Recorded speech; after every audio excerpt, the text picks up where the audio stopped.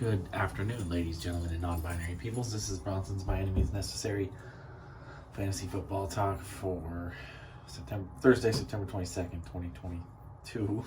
And I don't have anything personal to report on in my life today. So when I say real quickly this time, I should mean it. I like to say real quickly because I like to set expectations. I like to set expectations and then fail miserably to meet them. So this will be the tight end, week 3 spikes and yikes. I do want to say that I bought this drink today. This is supposed to be Mountain Dew Black Cherry Kickstart. As you can see, that's not what it is. I don't know what the hell it is, but it tastes okay. So I'm going to continue to drink it.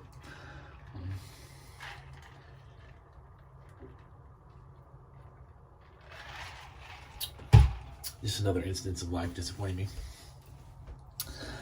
Tight ends, though. Let's get to it. I do want to make this quick because, like I said, I got nothing else to say. I got some things to do today. I got some errands to run. I got to get some groceries. I'm overdue. I got to buy some plane tickets because I just got paid a fat UPS check today. And I want to go watch movies. I still got one movie to catch up on from the last 2 weeks. That's Pearl. I'm going to go watch that. Oh, and The Woman King. I did watch that. And I actually liked it a lot more than I thought it would. It was a really good movie. And I don't even know how to pronounce her name, but the Tuso and Debo or something. She's super, super pretty. I'm like infatuated with her. She's a really good actress too. So I hope to see her in more stuff moving forward. She's definitely my new celebrity crush. I'm going to have to figure out how to pronounce her name though. And she looks really young, but she's actually 31. So she's close enough to my age that she looks 21, she's 31, and I look 55 and I'm 35. So even though we're close to the same age, it would never work between us because I look too old and she looks too young. And as much as we like to say that outside influences don't affect the relationship, they always do. In my case, they always do. So without further ado, tight ends, top 10 for the week according to the ESPN experts. Though I think I'm going to start incorporating like Yahoo and Sleeper, all that stuff into this. Though I think that's just gonna make it more convoluted and complicated for me because I've noticed there's a pretty wide disparity between the ownership of players across like ESPN, Yahoo, NFL, Sleeper, all that stuff. Pretty wide disparity, which is really weird to me. So I need to kind of, when it comes to doing the waiver wire videos, maybe do a deeper dive and figure out who is widely available in all formats or most formats and not just one format. But all right, tight ends top 10 list for week 3. Number 1 is Travis Kelce at the Colts. Number 2 is Mark Andrews at the Patriots. Number 3, we have Darren Waller at the Titans. Those are kind of the big 3 in my opinion right now. And then 4 currently is George Kittle at the Broncos. We'll see if he plays. He hasn't played yet this year. 5, we got Kyle Pitts at the Seahawks. 6, we got Pat Freiermuth at the Browns. 7, we got Tyler Higbee at the Cardinals. 8, we got TJ Hawkinson at the Vikings. 9, we got Dallas Goedert at the Commanders. And 10, we got Zach Ertz versus the Rams. All right, so my yikes. Let's start with my yikes. I always like to get the bad news out of the way first. I'm putting George Kittle on the list because I don't hasn't played yet. So is he gonna play this week? I don't know. And so putting him in there as an automatic top 5 tight end when he might not be 100% is a little risky to me. Yeah, I know he's very talented, and with Jimmy Garoppolo back out there, this should only help George Kittle because they have a pretty fantastic chemistry. But I don't know. My gut just tells me he's not going to be 100%, and he's not going to be a top 5 guy. I'm liking some other guys a little lower as top 5 guys this week. My next yike, I have 3. 4, we have 3 yikes, 4 spikes. Is going to be Tyler Higbee. I know Tyler Higbee's getting a lot of volume again this year. It's nice to see after so many years of disappointment. And he is facing the Cardinals, a team that traditionally, over the last few years, has been any tight end that goes against the Cardinals. It's been a must start because they, for whatever reason, have not been able to defend the tight end to save their lives. But that kind of changed. That narrative changed a little bit last year. However, Tyler Higbee seeing a very high amount of volume. He's still probably going to be a top 10 tight end because he's second in targets and receptions on the Rams. He's ahead of Allen Robinson. He's ahead of the running backs.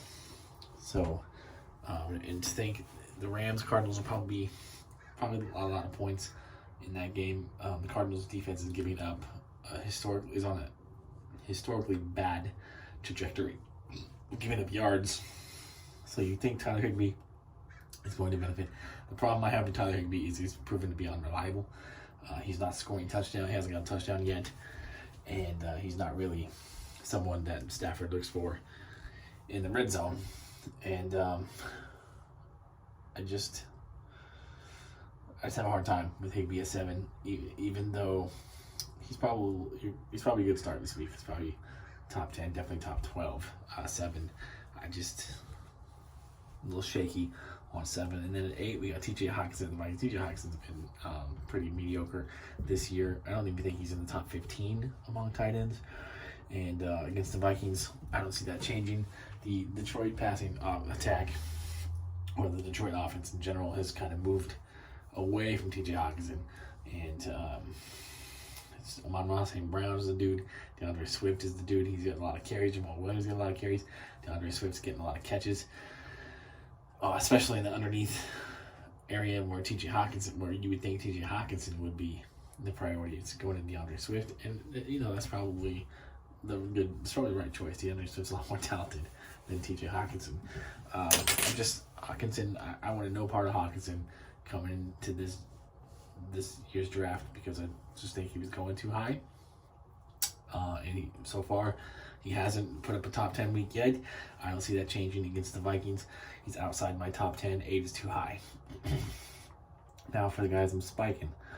There's some guys, one guy in the top 10 and another 3 outside the top 10. Zach Ertz at 10 versus the Rams. Zach Ertz is off to a very great start for the Cardinals. He finished the season really strongly. He finished the season as the top 5 tight end last year. He's the top 5 tight end so far this year. So why he keeps every week he seems to get lower on the ranks, I'm not understanding. There's a bit of a disconnect for me. Zach Ertz, for me, is a top 5 play this week over Kittle and Pitts because Kyle Pitts has been awful. And I mean, I said coming into the draft that Kyle Pitts was overrated. He was getting drafted way too high. He was going to struggle to produce high-end tight end numbers in a bad offense where defense is going to be keen on him. It's TJ Hockenson effect last year. Remember, TJ Hockenson was all the hype coming into drafts last year. He didn't live up to it because Detroit's offense just wasn't good enough to supplement him, and defenses keyed on Hockenson early on until Amon-Ra St. Brown eventually broke out. But Hockenson still didn't live up to the hype, and we're seeing the same thing from Kyle Pitts this year. There's also another rookie wide receiver in Atlanta, kind of the same situation. Detroit had a rookie wide receiver who emerged, in Amon-Ra St. Brown. Atlanta's got a rookie wide receiver who is emerged in Drake London. Same scenario. Kyle Pitts has been a massive disappointment, and I don't know if that's going to change. I'm not necessarily hiking him at 5 because he's got the upside to do it, and the Seahawks should be a decent matchup for him. But I wouldn't be surprised if he didn't live up to the hype of it as a top 5 tight end. I would have Ertz up at 4, and I would leave Pitts at 5. I'm fine with that. Then 3 guys outside the top 10. Logan Thomas at 11. I know that's kind of nitpicky a little bit, right? He's at 11, so obviously he could put up the top 10. I'm going to stop hating on Logan Thomas. I've been hating on Logan Thomas for years. But the fact of the matter is he's been a very productive, very fantasy relevant tight end since coming to the Commanders. No matter who the quarterback has been, and it's usually been bad quarterbacks. He is a guy who scores touchdowns. He's a guy that every Commanders quarterback has trusted down there in the red zone. So, and he's still, I don't think he's 100% healthy. He still had a really good week last week. He's only going to get healthier and hopefully more productive. Logan Thomas was a tight end who I didn't draft because, like I said, I've been a hater. I've been a Logan Thomas hater, but I did pick him up on waivers this week because he's easily the most consistent and productive tight end that's available. So I needed some tight end help with the whole Cole Kmet mess and George Kittle being hurt, and so Logan Thomas was out there, Tyler Higbee was out there. I think I got them both, and then in multiple different leagues. I got 28 leagues, so and then Logan Thomas against the Eagles. I think he's going to be a safety valve for Carson Wentz and a trusted option if and when the Commanders get down near the goal line. So Logan Thomas probably should be a top 10 weekly tight end as long as he stays healthy. And I really admire him for he was a really he was a quarterback in college, a decent quarterback. I thought he was decent, and he was a top prospect. Ended up in Virginia Tech. Didn't work out a quarterback for him. He moved to tight end in the NFL. Took him a while to catch on, but Washington has been great for his career, and good for him for making a success out of his unorthodox position transition. I'm gonna stop hating on him now. He's earned my respect, and he is a top 10 tight end on paper to me. Next, you got 13, Gerald Everett versus Jaguars. I really like what I've been seeing from Gerald Everett and that connection with Justin Herbert so far this year.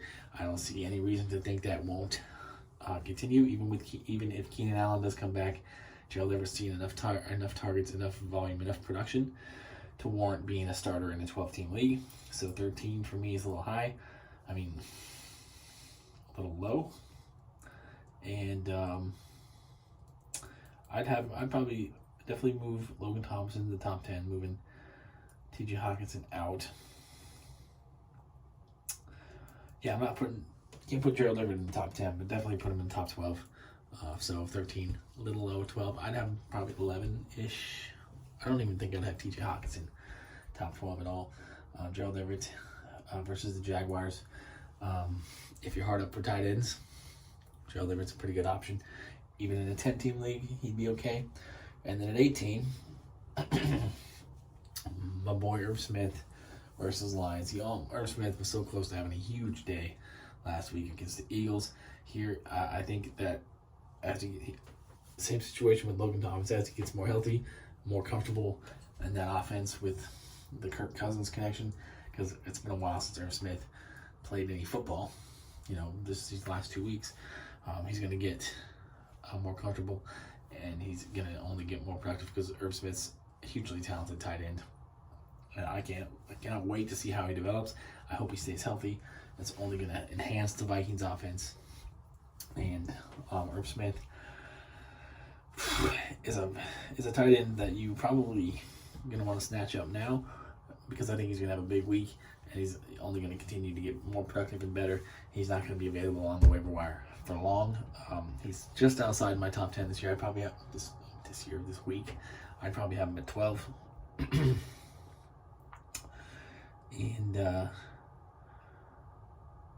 I might actually be starting him. I'm feeling really good about Irv Smith coming off his last game against the Lions, a secondary that has just been getting gashed.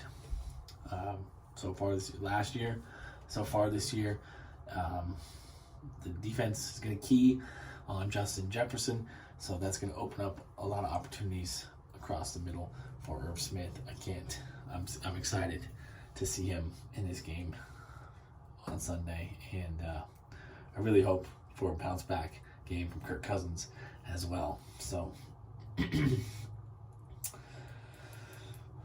I feel like it's overall a pretty strong week for tight ends. So nothing I'm too concerned. The only player I'm super concerned with is TJ Hawkins, and I just don't like him. I know he's immensely talented. He was a top 10 draft pick. It's just Detroit, I don't think is ever going to be able to use him right. They're never going to have the talent. He's a much more talented real life tight end than he's ever going to be as a fantasy tight end, in my opinion. I didn't like him last year. Don't like him this year. Didn't touch him. I'm probably never going to like him. I think the hype is always going to exceed the production, and that's, adverse value in my opinion. So I would definitely sit TJ Hawkinson this week and go with one of those other three guys I just mentioned who are outside the top 10. I think they're going to have a much better week. All right, peace, love, nacho fries. I got to go get some groceries and do all those other things, those other adult things I need to do today to survive this wonderful little game we call life.